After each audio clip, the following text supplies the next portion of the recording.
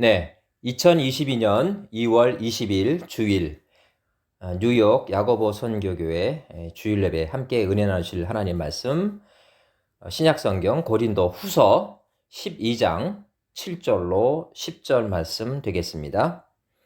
고린도 후서 7장부터 10절 함께 읽겠습니다. 시작. 여러 계시를 받은 것이 지극히 크므로 너무 자만하지 않게 하시려고 내 육체의 가시 곧 사탄의 사자를 주셨으니 이는 나를 쳐서 너무 자만하지 않게 하려 하심이라.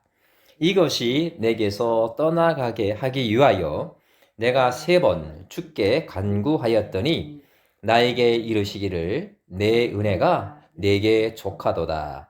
이는 내 능력이 약한 데서 온전하여짐이라 하신지라.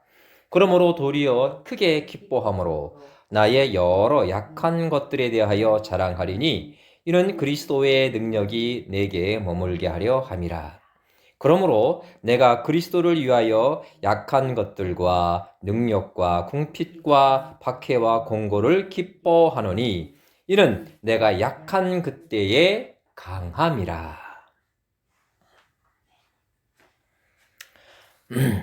작년 그러니까 2021년 1월 제가 너무 아끼고 존경하던 인생의 선배이자 목회의 동료였던 어느 목사님께서 천국으로 가셨습니다. 버지니아 지역의 목사이자 교수로서 한창 활동하던 나이였기에 그 애석함이 더했습니다. 팬데믹으로 인해서 화관 예배만 참석이 허락되었고 저는 뉴욕에서 버지니아로 향하는 차 안에서 내내 하나님의 뜻을 구했습니다. 하나님, 왜 그러셨습니까? 왜 이리도 빨리 목사님을 데려가셨나요? 이렇게 말입니다. 딴 말은 하지 못했습니다. 오로지 이 두 마디였죠. 너무나 아름다웠던 장례를 마치고 늦은 시간 집에 돌아와서 투병 기간 중에 그 목사님과 나누었던 카톡방을 다시 들어가 봤습니다. 내용을 쭉 읽어 보았죠. 폐에서 시작된 암이 여러 장기로 전이되어서 말도 할 수 없고 손을 움직이기 어려웠던 관계로 그분의 사모님과 나누었던 내용이 거의 대부분이었습니다. 독한 항생제 주사와 10여 차례의 키모 투입 그리고 여러 차례 위급 상황에서 저에게 기도를 부탁하는 문자들을 보면서 다시 마음이 뭉클했던 기억이 있습니다. 그런데 말입니다. 그때 그 많은 문자 메시지 가운데 이 부정적인 내용이라고는 단 한 글자도 보이지 않는다라는 사실을 그때 발견했습니다. 이 설교를 준비하면서 다시 그 카톡방에 들어가서 내용을 한번 찬찬히 들여다보았습니다. 역시 그러했습니다. 감사. 그리고 또 감사. 무엇이 그리도 감사할까요? 사랑하는 남편이 곧 하늘나라로 향할 텐데 무엇이 그리도 감사하단 말일까? 그 목사님께서 막 숨을 거두시고 곧장 저에게 전해진 문자 역시 목사님 그동안 기도해 주셔서 너무나 감사합니다 였습니다. 그 목사님의 임종이 임박했다는 것을 이미 알고 있었던 저는 개인적으로 내가 이렇게 기도의 능력이 부족했었나 이런 자괴감이 제 마음을 막 누르고 있던 그런 찰나였습니다. 하지만 그 문자를 보는 순간 정신이 번쩍 들었습니다. 지금도 기억이 생생합니다. 그 사모님의 카톡 메시지를 확인하자마자 떠오른 성경 구절이 하나 있습니다. 감사로 제사를 드리는 자가 나를 영화롭게 하나니 그 행위를 옳게 하는 자에게 내가 하나님의 구원을 보이리라. 여러분이 잘 아시는 시편 50편 23절의 말씀입니다. 저는 그때 고난과 감사라는 것이 절대 둘로 분리될 수 없는 그리스도인들의 덕목임을 다시 확인할 수 있었습니다. 곧 절대 감사는 절대 고난 앞에서 그 진가를 드러낸다는 그 사실 말입니다. 이에 해당하는 사람이 성경 가운데 여럿이 등장합니다만, 저는 개인적으로 구약의 욥과 신약의 바울 사도를 꼽고 싶습니다. 특히 오늘 설교 본문의 주인공인 사도 바울은 그의 전도 여행 내내 그를 괴롭혔던 질병으로 인해 큰 고통을 받고 있었습니다. 성경을 조금만 일관해서 읽은 분들이라면 쉽게 아는 내용이지요. 천하의 바울도 육체의 가시를 견디지 못해서 한 번도 아니고 몇 번이요? 3번씩이나 하나님께 간구합니다. 고쳐달라고 말이죠. 얼마나 힘들었을까 하는 그런 진한 동질감이 느껴지지 않습니까? 얼마나 아팠으면 그 천하의 사도 바울이 3번씩이나 고쳐달라고 했을까? 사실 그 누구보다도 이 바울 선생에게 있어서 치유의 기적에 대한 응답은 당연해 보였습니다. 전도의 효율성을 보아서도 그렇고 그동안 그가 쌓은 업적을 감안하면 어떻습니까? 더더욱 그러합니다. 고쳐 마땅한 분입니다. 근데 그럼에도 불구하고 하나님은 이렇게 대답하십니다. 내 은혜가, 여기서 내는 하나님입니다. 내 은혜가 내게 족하도다. 이는 내 능력이, 곧 하나님의 능력이 약한 데서 온전하여짐이라. 듣기엔 참 단 말씀이에요. 듣기에는. 그런데 한번 입장 바꿔서 한번 생각해 보십시다. 그 당시 사도 바울의 입장이라면 아마 그에게 있어서는 너무나 냉정한 말처럼 들렸을 가능성이 매우 큽니다. 한번 그림을 그려보십시오. 그것도 구구절절 설득조로 응답해 주신 것이 아니고요. 딱 짧은 문장 2개입니다. 내 은혜가 내게 족하다. 이것을 바꿔 말한다면 내가 가진 질병은 내가 준 것과 진배가 없다 말과 별 차이가 없습니다. 2번째 문장이 더욱 압권입니다. 내 능력은 약한 부분을 통해서 더 완전해진단다, 이 내용입니다. 역설입니다. 그것도 아주 지독한 패러독스인 것이지요. 하나님 입장에선 우리가 약해야 그분의 능력이 더욱 강하게 드러난다는 뜻이니까 말이죠. 이것은 일종의 반비례 함수입니다. 하나님의 능력과 인간의 능력은 완전히 반비례 곡선을 그리게 되니까 그런 반비례 함수가 가능한 것이죠. 경제학 원론 시간에 배웠던 수요와 공급 곡선과 완전히 일치한다는 사실을 우리가 알 수가 있습니다. 그런 그래프입니다. 그런데 말이죠. 오늘 본문 7절을 다시 음미해 보면 우리는 당시 사도 바울의 처지가 욥의 고난과 거의 100% 일치한다라는 점을 깨닫게 됩니다. 이 부분을 다시 읽어드리겠습니다. 여러 계시를 받은 것이 지극히 크므로 너무 자만하지 않게 하시려고 내 육체의 가시 곧 사탄의 사자를 주셨으니 이는 나를 쳐서 너무 자만치 않게 하려 함이라. 이 말의 뜻이 도대체 뭘까요?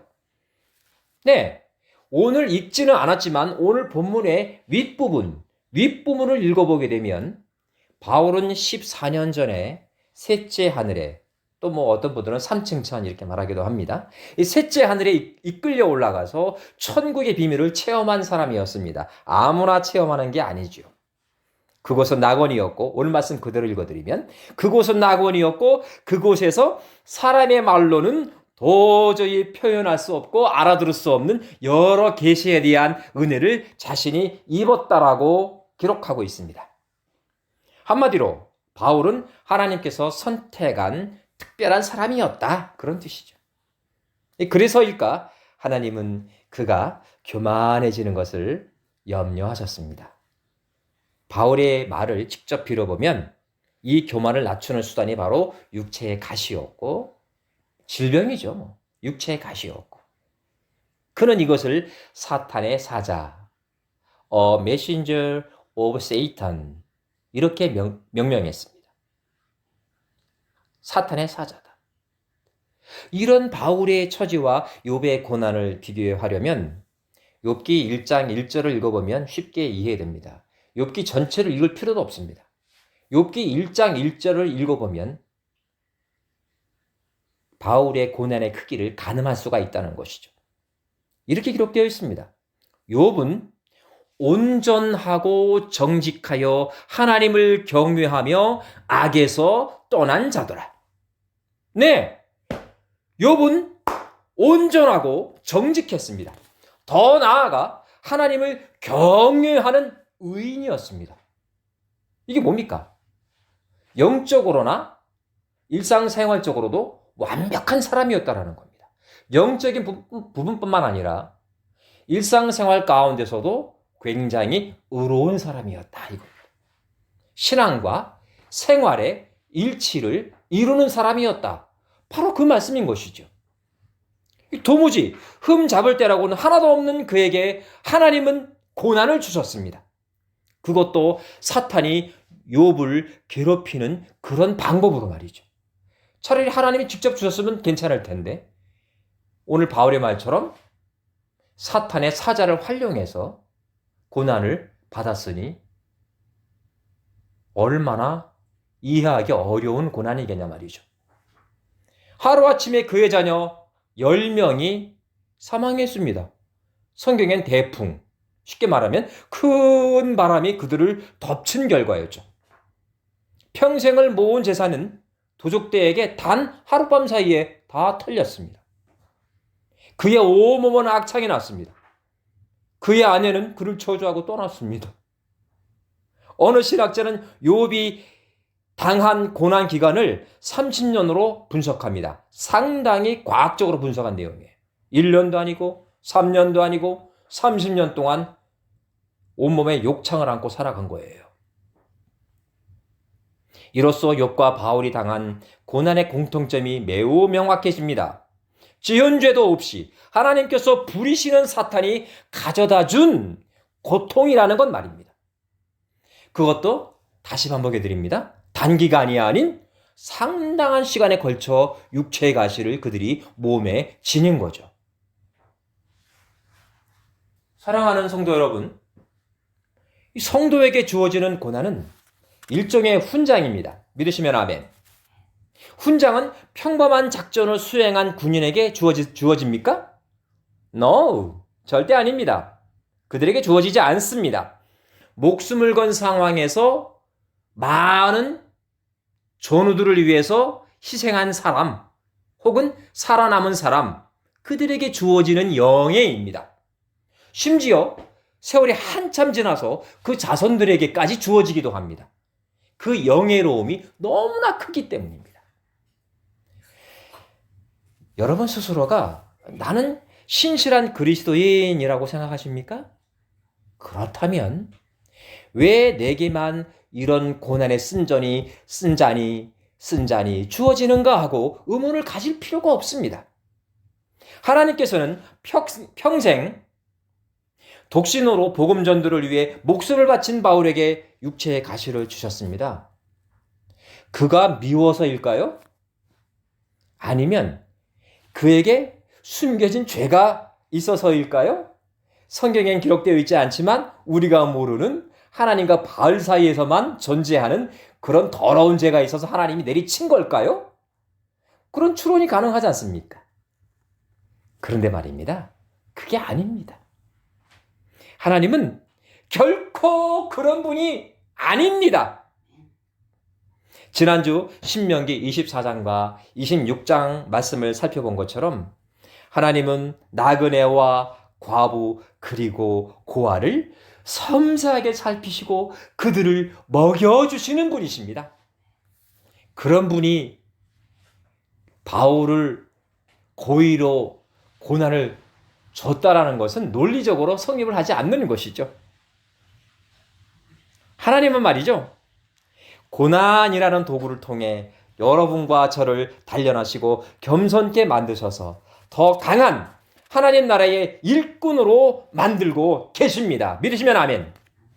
이런 면에서 하나님은 하나님 나라의 솜씨 좋으신 대장장이라고 할 만합니다. 성도 여러분, 목사들도 싫어하는 부류의 죄 종들이 있습니다. 그래서는 안 되죠. 압니다, 저도. 인간인지라 저도 어쩔 수 없는 부분이 있습니다. 저도 그런 목사님 계시다 이 말이죠. 서울의 대형 교회인 Y교회의 Y 목사님이 바로 그런 분입니다. 여러분 잘 아시는 분입니다. 그런데 말입니다. 몇 주 전 제가 아주 우연히 유튜브 설교를 시청하는 중에 그 목사님의 설교를 1분, 더 솔직히 말하면 30초 정도 이렇게 시청할 기회가 있었습니다. 보고 싶지는 않았는데 유튜브 알고리즘이 저를 그곳으로 인도한 것이죠. 그 설교의 요지는 다음과 같습니다. 죄송합니다. 그 목사님 흉내를 제가 조금 내겠습니다. 어느 목사가 내게 와서 이렇게 얘기하더라고. 목사님, 저는요 전도의 능력이 없어요. 죄송합니다. 기침이 나옵니다. 설교의 능력도 없어요. 그러니 교회가 부흥도 안 되고 이 모양 이 꼴이에요. 그래서 내가 그랬어. 아니, 예수님이 언제 내 능력으로 하라고 그랬어? 하나님의 능력으로 하라고, 위에서 주어지는 하나님의 능력으로 하라고, 알았어? 그 설교를 듣는 순간 큰 수의 망치가요, 저의 머리를 내려치는 그런 충격을 받았습니다. 지금도 생생합니다. 나 역시도 내 능력으로, 내 지식으로 교회와 선교회를 이끌려고 했구나. 부흥의 역사가 일이 더딘 것은 내 능력의 부족이구나. 이렇게만 생각했더랬습니다. 그날 저는요, 하루 종일 눈물로 하나님께 회개하였습니다. 일하면서, 때때로 운전하면서 그 목사님의 설교를 기억하고 참으로 진실되게 하나님 앞에 회개했습니다. 사랑하는 성도 여러분, 이제까지의 말씀을 잘 정리해보면 그리스도인들에게 있어서의 고난은 필수 과목이지 선택 과목이 아니라는 것을 알게 됩니다. 믿습니까? 자신이 좋아하는 선택 과목 학점만 가지고는 대학 졸업장을 얻을 수 없습니다. 66학점에서 72학점 사이에 그 대학 졸업에 필요한 학점이 있는데 자기가 좋아하는 과목만 수강해가지고는 졸업장을 받을 수 없다, 이 이야기입니다. 필수 과목 학점이 단 1학점이라도 모자라게 되면 졸업은 유보됩니다. 하지 못하는 건 아니지만 그 학점을 취득할 때까지 졸업을 잠시 미루는 겁니다. 네, 그렇습니다. 우리 그리스도인들에게 있어서의 고난은 신앙생활에 있어서 반드시 취득해야 할 필수 과목 중에 하나입니다. 고난이라는 필수 과목의 커리큘럼은요, 나의 능력이 아닌 하나님의 능력으로 이 세상을 살아가는 방법론으로 잘 꾸며져 있습니다. 일상생활은 물론 복음 전도라는 그런 디테일한 부분까지 이 고난이라는 과목은 아주 많은 것을 우리에게 가르쳐 줍니다. 욥을 통해서, 바울을 통해서 얻을 수 있는 교훈들이 그것을 잘 우리에게 명확하게 제시해 주고 있지 않습니까? 사랑하는 그리고 존경하는 성도 여러분, 예수학교에 입학하신 것을 진심으로 축하합니다. 할렐루야. 이제 남은 과제는 고난이라는 필수 이수 과목을 더 이상 회피하지 말고, 그리고 이상하게 생각하지 말고 함께 살아가는 여러분의 친구로 여겨 달라는 것입니다. 바로 그게 여러분에게 주어진 과제입니다. 여러분의 능력이 아닌 하늘의 능력, 곧 하나님의 능력으로 이 고난과 함께 슬기롭게 생활하실 수 있는 그런 그리스도인들이 다 될 수 있기를 예수님의 이름으로 간절히 축원합니다. 예수님의 이름으로 다시 한번 축원합니다. 기도합니다. 하나님, 오늘 고난과 함께 살기 이런 주제로 은혜를 나누게 해주셔서 감사합니다. 우리로 하여금 고난에 대한 새로운 시각을 갖게 해주셔서 더더욱 감사합니다. 이왕지사 우리들이 예수 학교에 입학했으므로 이 고난이라는 필수 과목을 우리 모두가 이 설교를 경청하는 모든 사람들이 A 학점으로 이수할 수 있도록 도와주시옵소서. 의인이 고난을 당하는 것에 대해 결코 이상하게 생각하지 않게 해 주옵소서. 마치 암 환자가 암을 극복하려 하다가 더 빨리 세상을 떠나는 것처럼 우리 역시 고난을 우리의 힘으로 극복하려는 실수를 범치 않게 해 주옵소서. 온전히 하늘의 능력으로, 곧 하나님의 능력으로 이 고난을 슬기롭게 대처할 수 있게 해 주옵소서. 예수님의 이름으로 간절히 기도 드리옵나이다. 아멘.